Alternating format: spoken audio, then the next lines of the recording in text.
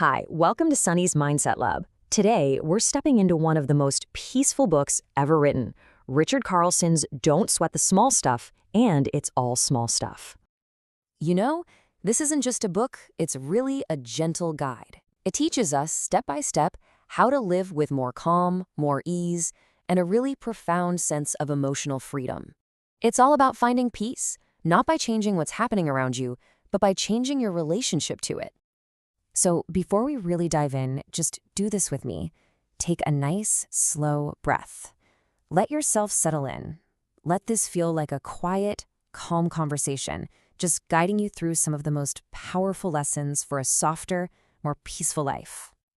Okay, let's start with the core philosophy, the big idea that changes everything. The entire book really boils down to this one simple, powerful reality. Most of what gets us upset, stressed out, and angry is actually small stuff. I'm talking about the traffic jams, the delays, that rude comment someone made, small mistakes, all those daily things that can completely hijack our mood. Carlson just invites us to step back and see the bigger picture. This right here, this is the magic question. This is the tool he gives us to instantly get a dose of perspective. So the next time you feel that wave of frustration or anger starting to bubble up, just pause and ask yourself this one simple question. Almost every single time, the answer is going to be a clear, resounding no.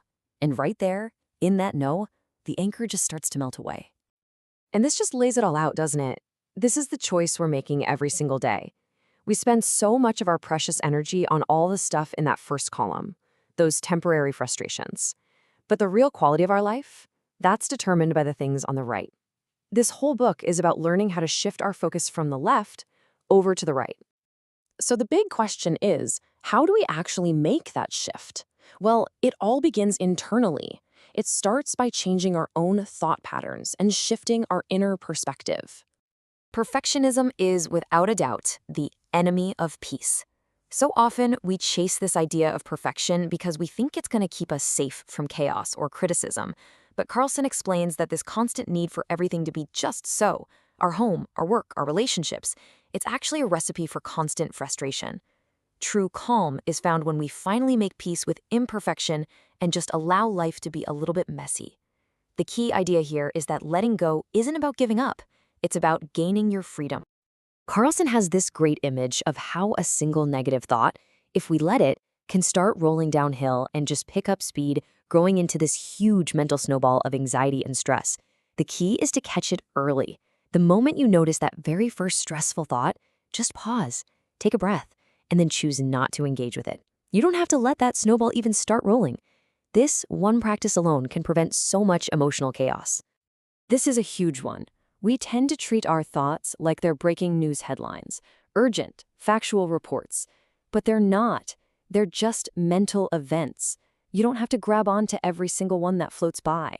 You can learn to just observe them, without judgment, and let them drift on past like clouds in the sky.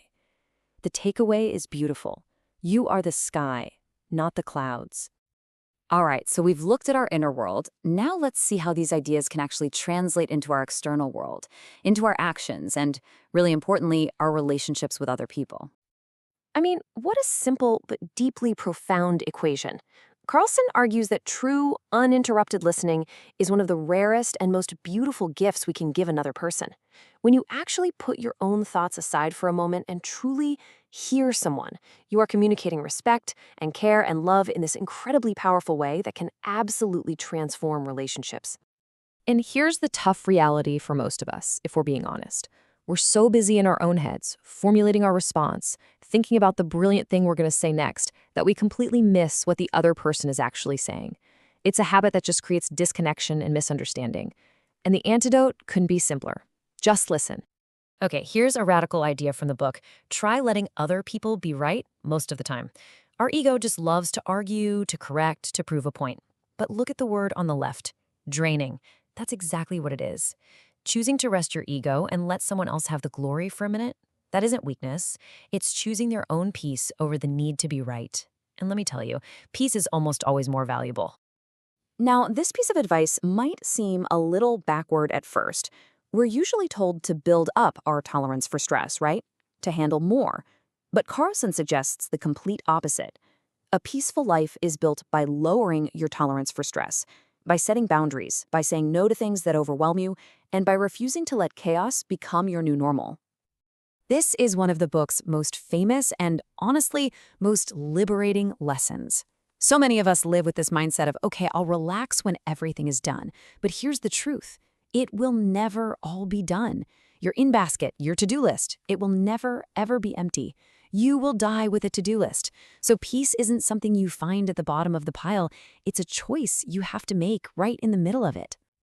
And finally, let's zoom all the way out. For this last part of the practice, we're going to connect to the biggest picture of all and learn to live with a real sense of ultimate purpose.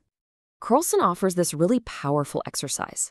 He asks you to imagine yourself at your own funeral.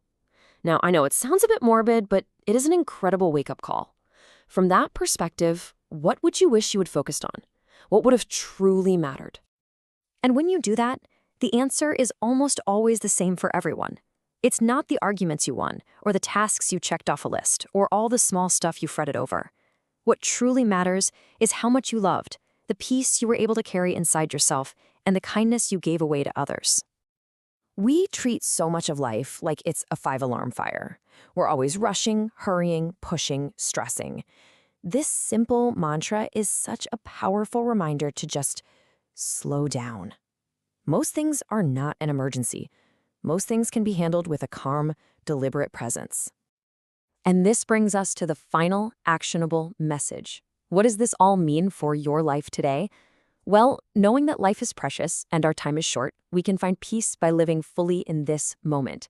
Tell people you love them. Take that walk. Say the kind words.